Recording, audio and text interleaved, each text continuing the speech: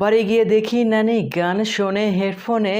চাঁদ মামা চিমটি দিয়ে যা রে, কে ভালো কে রে মন্দ আমি চিনি না রে। এরকম স্টেপ দিয়ে সাজানো হয়েছে শাকিব খানের বরবাদ সিনেমার আইটেম গান। শাকিব খানের বরবাদ সিনেমার আইটেম গান ইউটিউব চ্যানেলে প্রকাশ হয়েছে, কিন্তু ইউটিউব চ্যানেলে প্রকাশ পাওয়ার পর থেকে শাকিব ভক্তরা তাই এই গানটি লুফে নিয়েছে। এই গানটি যেমন বিজিএম, যেমন গান স্টাইল আর যেমন কোরিওগ্রাফি করেছেন সেটা অসাধারণ।